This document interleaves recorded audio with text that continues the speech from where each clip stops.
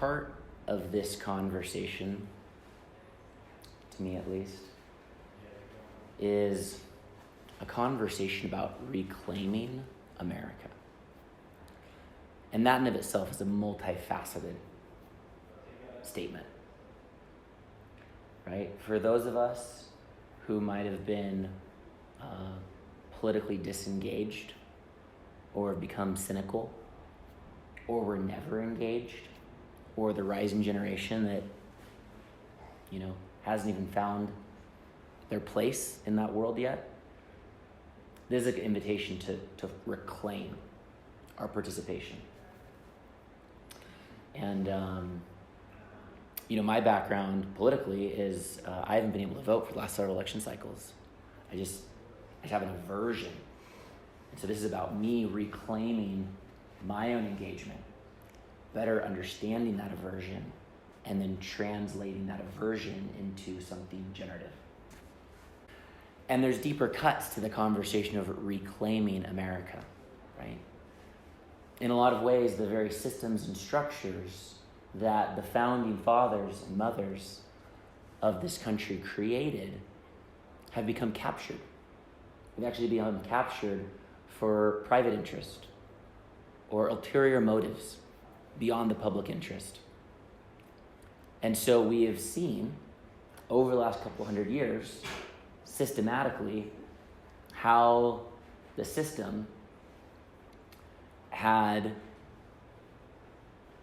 capturability, right? We've seen how various interests have started to call the shots, write the policy, allocate the budgets. And that's led to entrenched incumbent interests that are basically holding the American political system and benefiting from that. This is not about fighting anyone. And this is not about making anyone the bad guy or even making anyone wrong. And I'm not just trying to be on a high horse, but this is actually not about judging anybody. But it is about reclaiming our republic. I love the word politics. Most people don't. The word politics has gained these very natural set of connotations. Say, what does politics mean to you?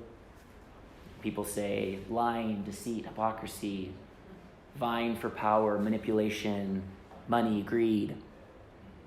These are connotations of the word politics. And it's understandable how people would have those connotations because you look at government and that's what you see.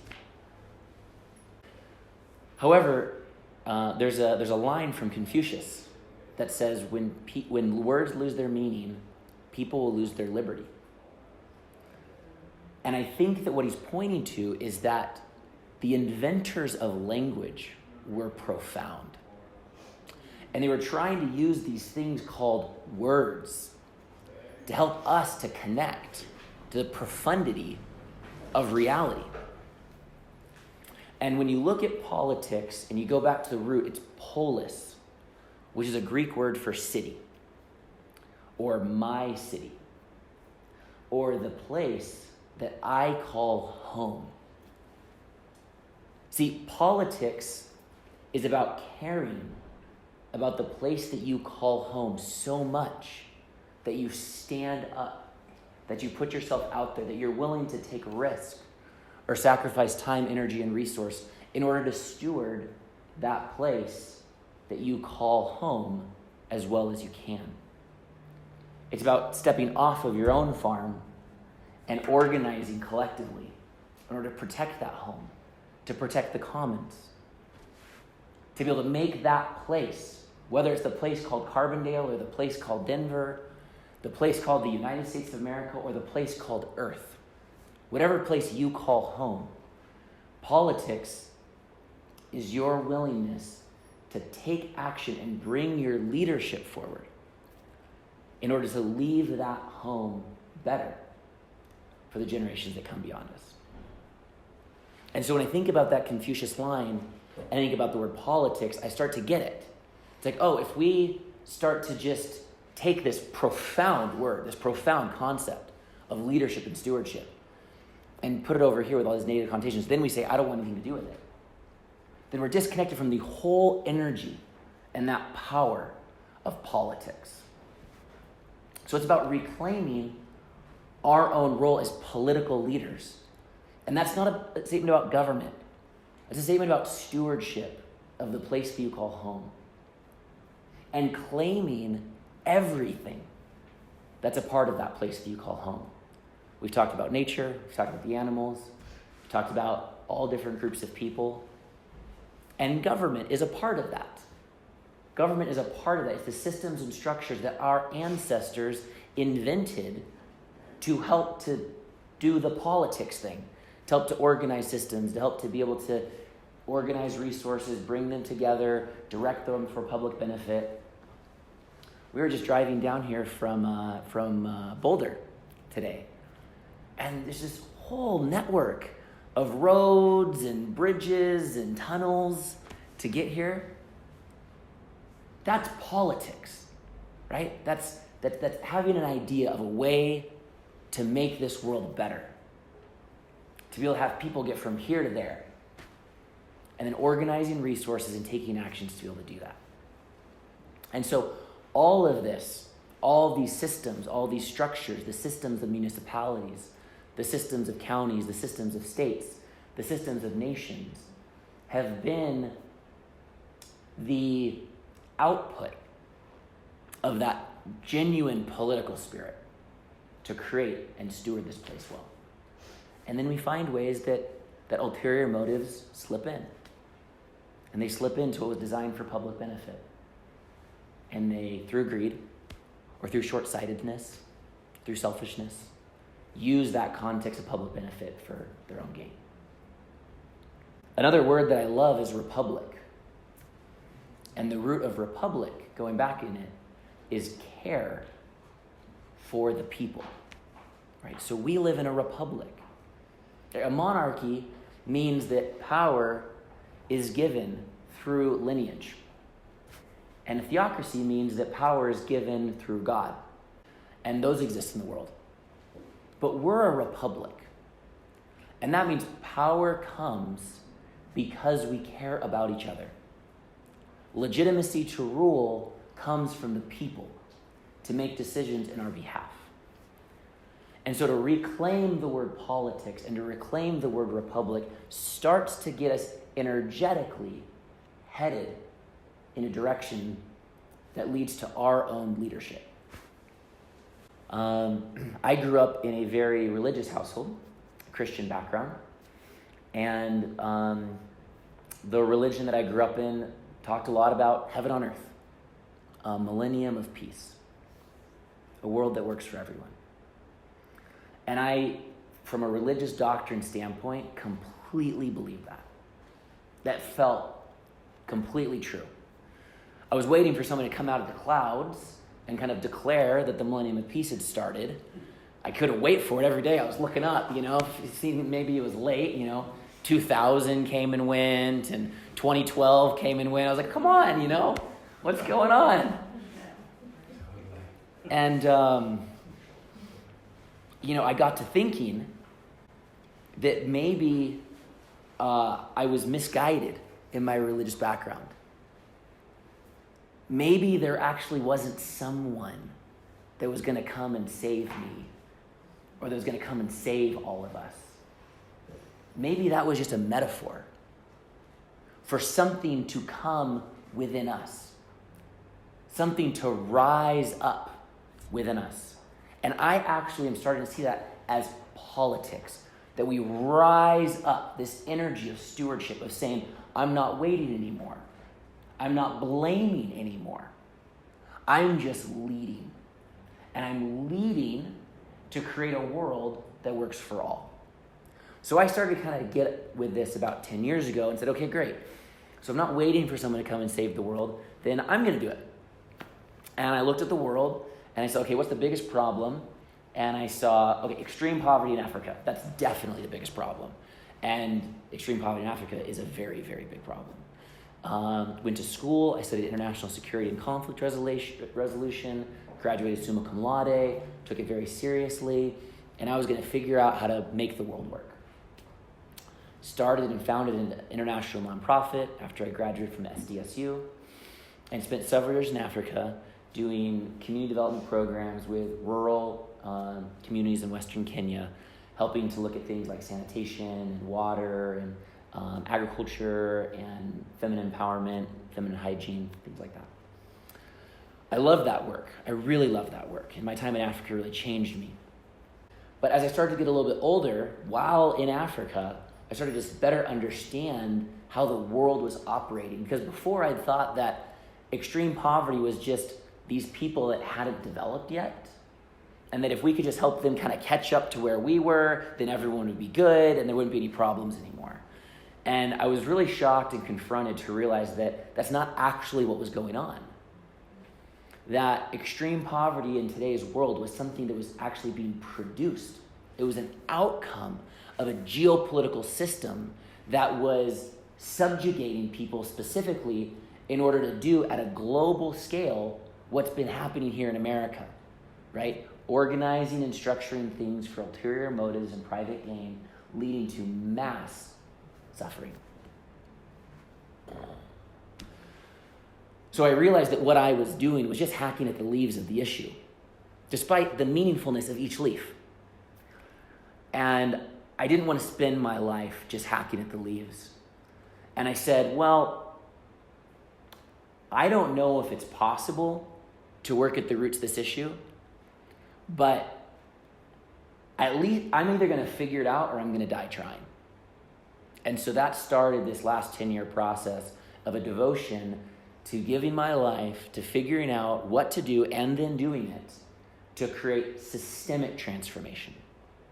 Transformation on how our governments and our industries and our businesses and our societies all interrelate, and the implications of that at a human level, at an ecological level, and how all of that impacts the generations to come of all life on earth. All right. A little bit of a task that I said yes to. And in looking at all of that, I had to look back at America and realize, damn it.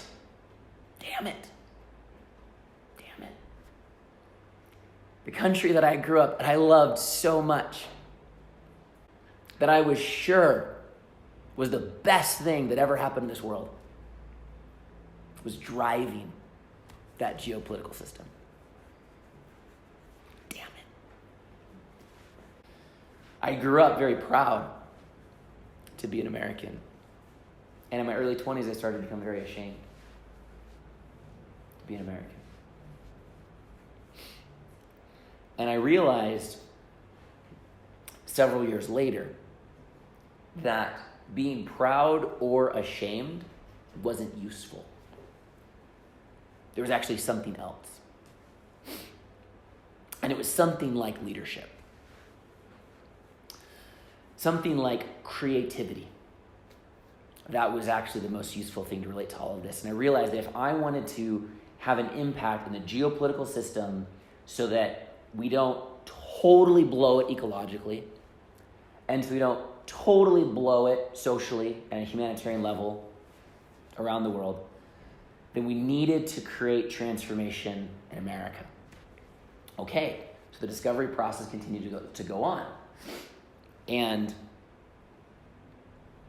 when you start to analyze the government and realize all the changes that could happen in the government, you very quickly realize that that's not actually the domain of change, because our economic system is far stronger than our governmental system, and this layer of intended public interest will always get pulled out of alignment and manipulated to serve economic interests.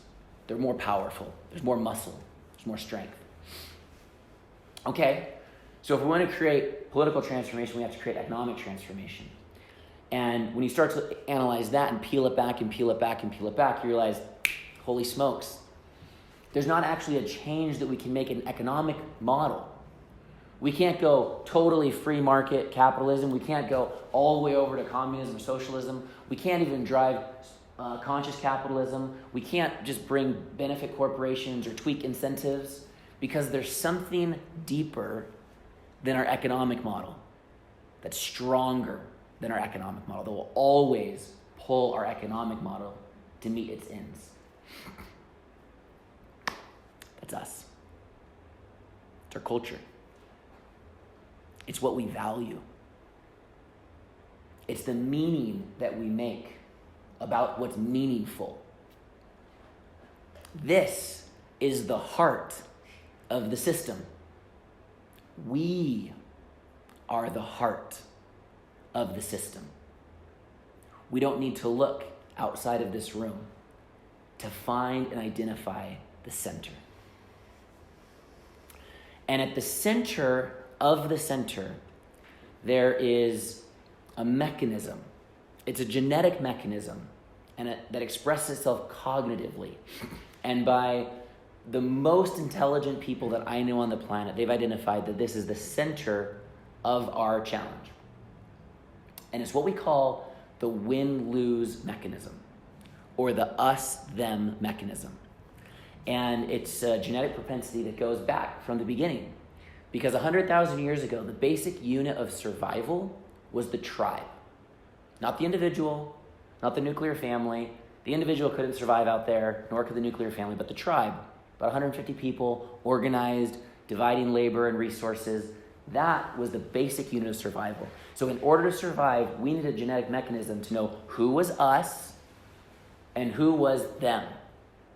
And this created a boundary around the tribe that allowed the tribe to survive. Just like the boundary around you, called the skin, allows you to survive, and the boundary on a cell, called a cell wall, allows the cell wall to survive. So win-lose became a natural part of our way of being as humans. We want us to win, and they can lose. We're the ones that matter, they can die.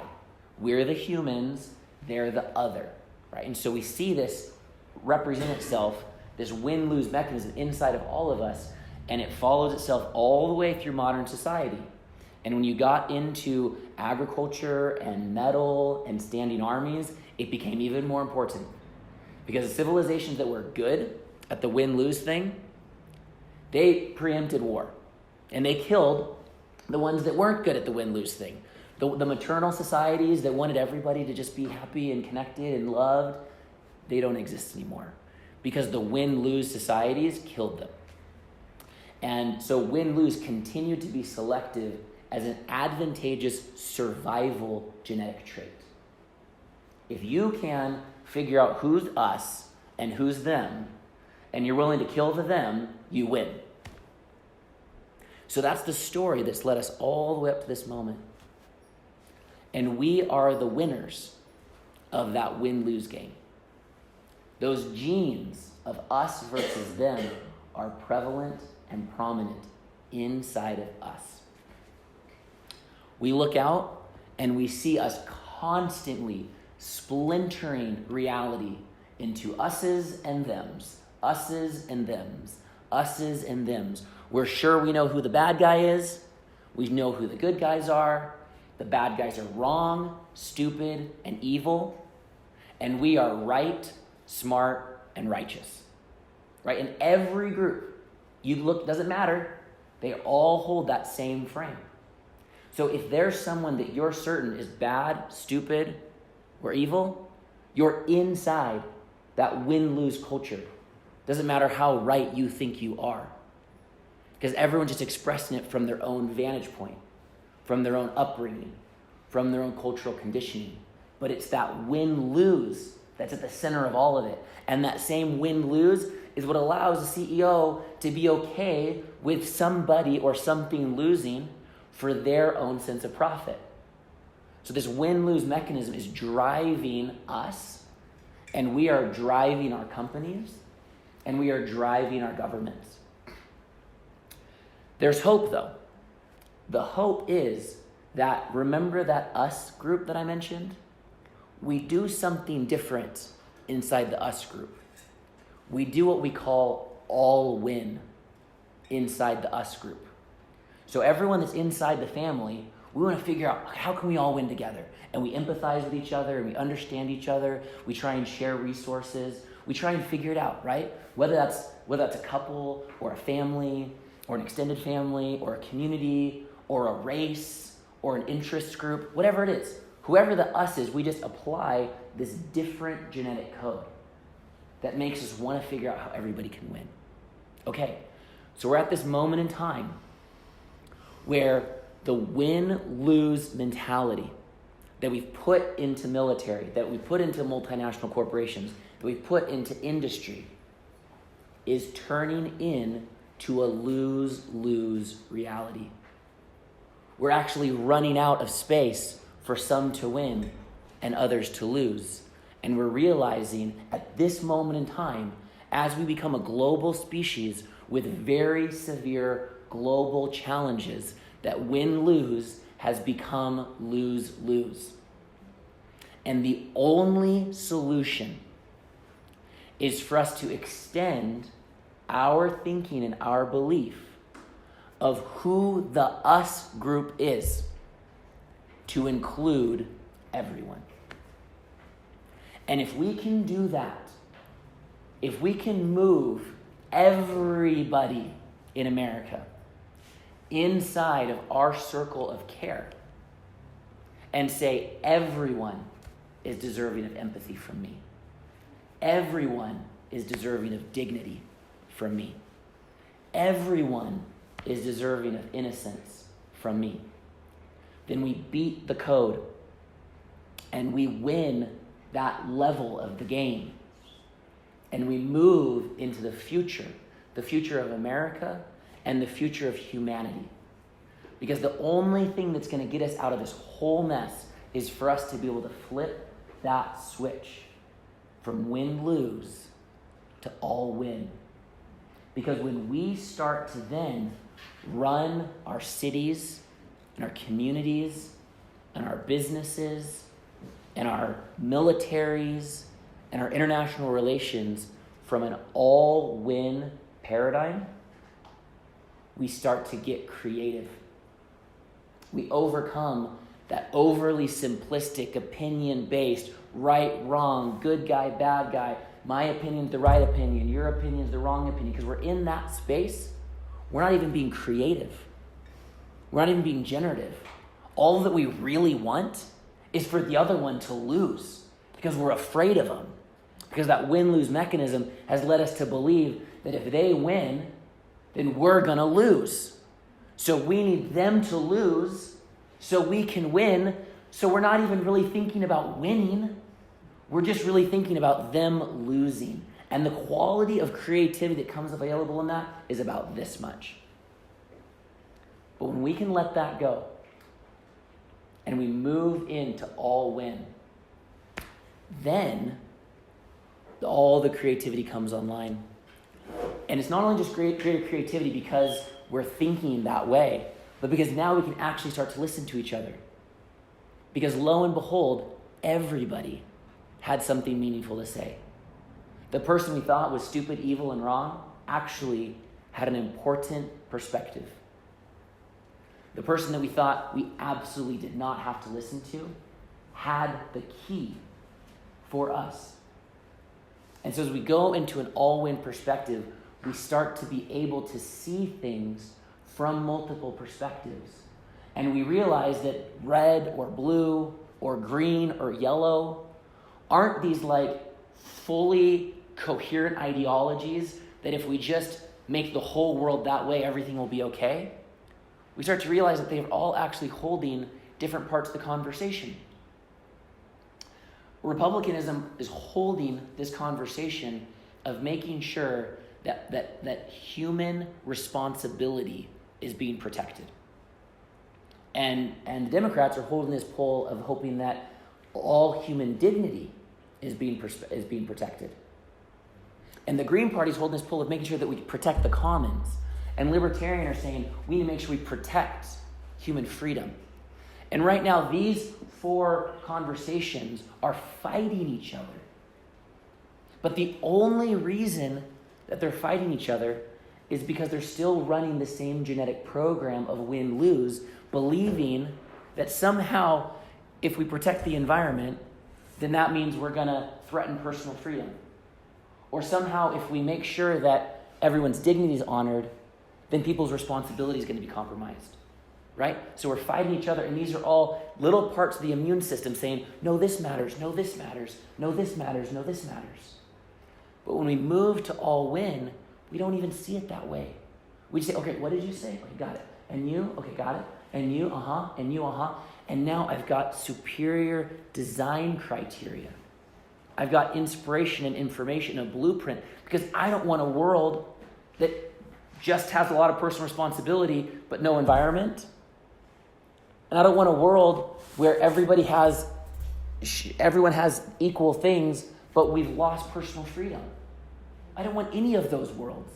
I want the world where personal freedom, personal responsibility, shared dignity, and the environment all matter. Okay, and that's what we get when we raise our paradigm from the win-lose paradigm to the all-win paradigm. And when we talk about reclaiming America, we are one nation under God, indivisible, with liberty and justice for all. And the fundamental premise of democracy that came from Greece was all about the quality of our conversation such that we could integrate multiple perspectives and steward the place that we call home the best that we can. But we've forgotten that. We've forgotten the roots of democracy, and we've forgotten the roots of what it means to be an American. And we've fallen victim and prey to our own genetic predispositions and to the interests that have captured the American government in service to their own private gain. So when I say this is about reclaiming America, this is about organizing and coordinating a new political network that knows that at the heart and the essence of the original promise of America, it was to be able to create a world that works for all, where everyone can feel free. And I know that at the beginning, women weren't included in that, and the Native Americans were surely not included in that, and the blacks were surely not included in that. But that doesn't change the fact that that's still the energy at the essence of the origination of this nation. And that promise was this promise of this possibility of everyone not just being free, meaning they don't work for a monarchy anymore, but feeling freedom, right? A world where it works for everybody to choose for yourself how you want to live your life, what matters to you, and what world you want to be able to create. And so I see that this all-win paradigm is fully connected to the original promise of America, and we just haven't gotten there yet. But it doesn't mean that we failed. We're like an adolescent. We're still kind of figuring stuff out. We just started smelling bad a little bit, and we're driving around. Maybe we drunk and drove for our first time. We crashed into a telephone pole. I mean, it's looking messy, okay? But we're just kind of figuring out how to live in that original promise, that one nation under God, indivisible, with liberty and justice for all. And as many of the great sages have told us in very plain English, that in order for us to create the world we want to create, we ourselves have to change. You talked about some nuts and bolt thing that everyone could benefit from here that comes into this space, and then our communities and our nation. Well, what we're doing as a political party is we're starting with ourselves, starting looking at where win-lose still lives inside of ourselves, where we're still afraid and feeling like we have to judge other people, where we feel like we have to define who's us and who's them, where we're sure we're still right and they're still wrong, and massage and heal that part of our own shadow so we can arise into that true desire to want all to win. This isn't a political party for 50% of the country or 50% of the country, nor is it the 99% and the 1%. This is an American political party, a new party for the 100%. right? And my generation, the millennials, this is what they want. This is the world they want. They want to go all in for all life, all people, all animals, all plants, all ecosystems. We love this world. We want to protect this world. And we're ready to not play the win-lose game that's been given to us. Right? So this is a multi-decade commitment with we as the millennials, our generation is the new voting majority. The baby boomers aren't the voting majority anymore. They had decades to control every policy, to decide every elected official. But that's not true anymore. But a lot of the millennials don't know that. They don't know that we're the voting majority. They don't know that the values and the worldview that we care about can be fully manifested in the world. Every shred of policy can be reanalyzed and recrafted and rebirthed through an all-win paradigm. Every city council member, every mayor, every state rep, every governor, every congressional, every president for decades to come can be elected because they best embody an all-win world. They know how to care for all people and all life. They know how to integrate multiple perspectives and figure out when everybody's certain that it's zero-sum win-lose, that the new leaders we elect, they figure out all-win solutions. They bring their creativity an octave above the discourse and an octave below. And they go below to say, okay, what are the real fears in the room? Okay, what are the real needs below the conversation? Great. We can bring those up an octave above and come up with real creative solutions, right? From the parasympathetic nervous system of ourselves and the parasympathetic nervous system of an emerging collective that's not in the chronic fight of win-lose, but it's creatively considering the future we can create. We can actually bring a new set of policy that actually protects our land and our water, that actually makes America fair, that actually gets Americans healthy, and that actually creates a thriving future for us and the whole world. Because we are still leaders in this world. And how America goes, I believe, so too will the world.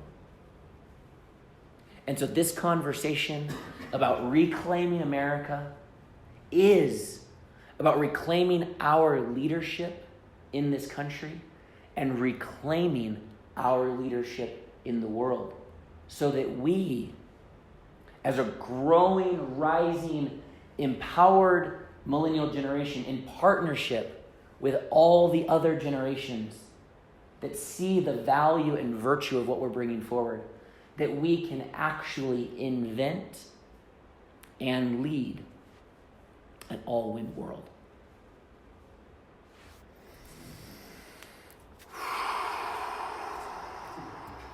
How do you do it? What's the plan?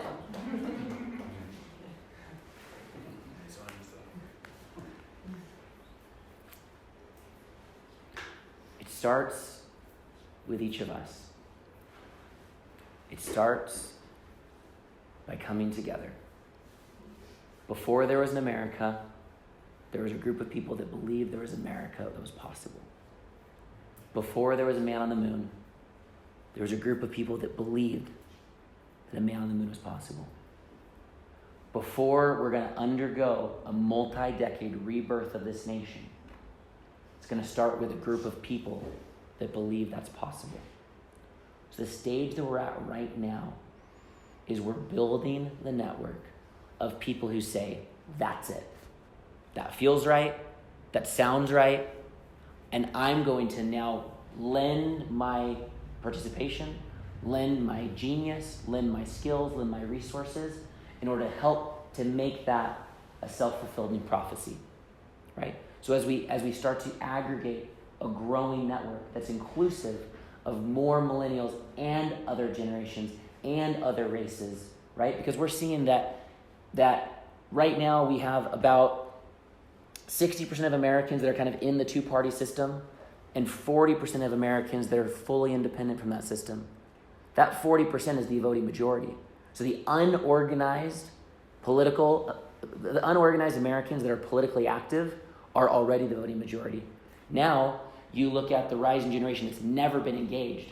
You got basically another majority there. So we've got two majorities to work with. And then we look at the people that have been political but are now fully disengaged, and you've got another set of tens of millions of Americans. So what we're talking about right now is putting the bat signal out and raising a flag and saying, is there anybody out there that's discontent with the existing two-party system as it is?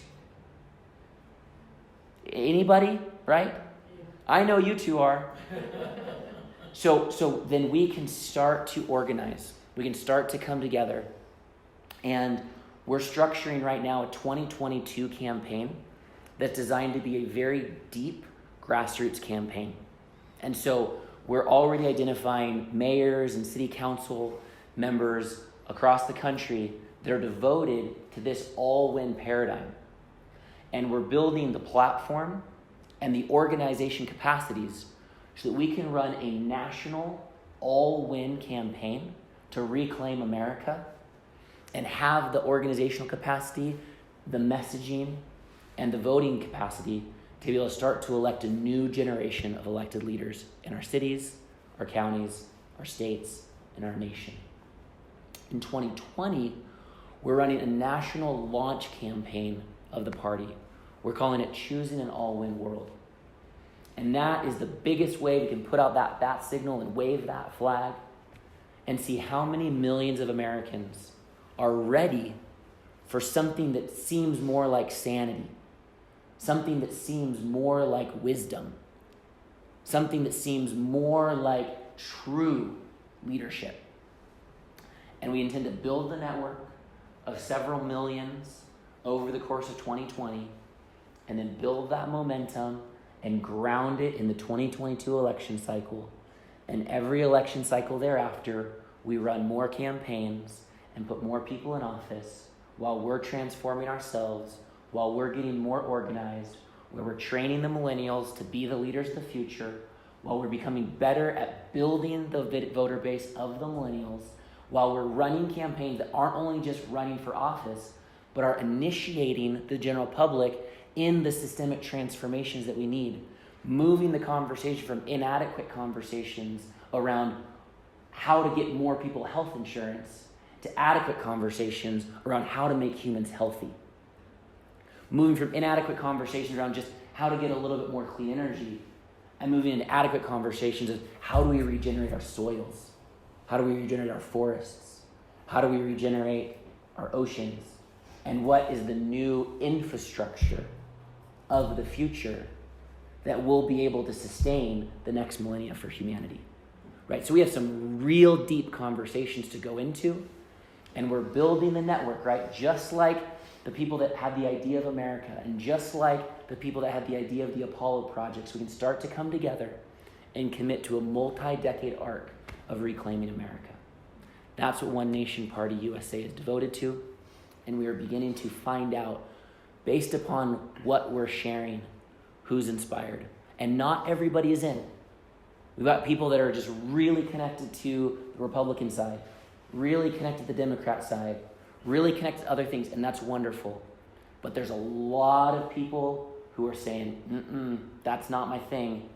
And that are also seeing that as an independent, I don't have the collective coordination, I don't have the platform, I don't have that power and that strength to be able to achieve mass impact at mass scale across the country simultaneously. And we have millennials that have said, politics sucks, because what they care about has never fully been represented by that political narrative. So there's a lot of people that are saying, yep, that's it, I'm in. Let's figure out what we can do together in the months, years, and decades to come. Thank you.